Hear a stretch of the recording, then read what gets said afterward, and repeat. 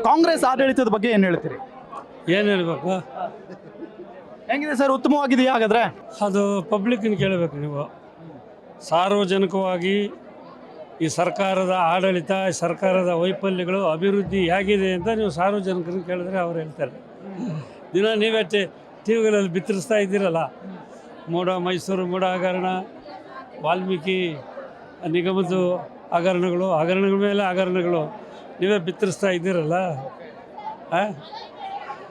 ಯಾವುದೇ ಸರ್ಕಾರಗಳ ಆಡಳಿತ ಮಾಡ್ತಕ್ಕಂಥದ್ದು ಅದು ಸಾರ್ವಜನಿಕವಾಗಿ ದಕ್ಷ ಪ್ರಾಮಾಣಿಕವಾಗಿ ಆಡಳಿತ ಮಾಡುವಂಥ ರಾಜಕೀಯ ಪಕ್ಷಗಳಾಗಬೇಕು. ಆ ದಕ್ಷತೆ ಪ್ರಾಮಾಣಿಕತೆ ಅನ್ನೋದೇ ಕಾಣದಂತೆ ಮಾಯವಾದನು ಅಂತ ಆಗಿಬಿಟ್ಟಿದೆ. ಕಾಣದಂತೆ ಮಾಯವಾದನು ಅಂತ ಹೇಳ್ತಿದ್ರಲ್ಲ ಹಾಡು, ಹಂಗೆ ದಕ್ಷೆ, ಪ್ರಾಮಾಣಿಕತೆ, ಪಾರದರ್ಶಕತೆ ಇದು ಯಾವುದೂ ಇಲ್ಲ. ಅರ್ಥ ಆಯ್ತೇನೋ?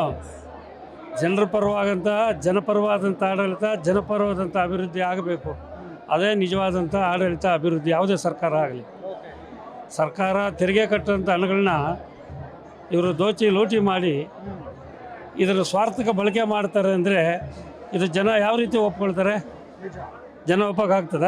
ಯಾರೇ ಆಗಿರಲಿ, ಅದನ್ನು ಆ ಪಕ್ಷ ಈ ಪಕ್ಷ ಯಾವುದೇ ರಾಜಕೀಯ ಪಕ್ಷಗಳಾದರೂ ಕೂಡ ಈ ಪ್ರಜಾಪ್ರಭುತ್ವದ ವ್ಯವಸ್ಥೆಯಲ್ಲಿ ಪ್ರಜೆಗಳ ಪರವಾದಂಥ ಒಂದು ಪ್ರಾಮಾಣಿಕ ಆಡಳಿತ ಕೊಟ್ಟಾಗ ಮಾತ್ರ ಅದು ನಿಜವಾದಂಥ ಪ್ರಜಾಪ್ರಭುತ್ವ, ನಿಜವಾದಂಥ ರಾಜಕೀಯ ಪಕ್ಷಗಳು ಅಂತ ಹೇಳಲಿಕ್ಕೆ ನಾನು ಬಯಸ್ತೇನೆ. ಈಗ ಎಲ್ಲದರ ಬೆಲೆ ಏರಿಕೆ ಆಗ್ತಾ ಇದೆ. ಒಂದು ಕಡೆ ಸ್ವತಃ ಸಿದ್ದರಾಮಯ್ಯನವರ ಪತ್ನಿಯ ಮೇಲೆ ಆರೋಪ, ಗಂಭೀರ ಆರೋಪ. ಈಗಾಗಲೇ ಎಲ್ಲ ಆರೋಪಗಳು ನೋಡಿದ್ದೇವೆ.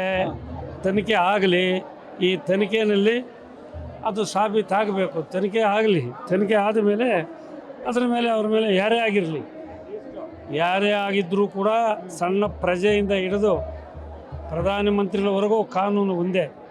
ಕಾನೂನಲ್ಲಿ ತನಿಖೆ ಆಗಿ ತನಿಖೆಯಲ್ಲಿ ಅದು ಸಾಬೀತಾದರೆ ಅದರ ಕ್ರಮ ತಗೊಳ್ಳಿ. ಗ್ಯಾರಂಟಿ ನ್ಯೂಸ್, ಸುದ್ದಿ ಖಚಿತ, ನ್ಯಾಯ ನಿಶ್ಚಿತ.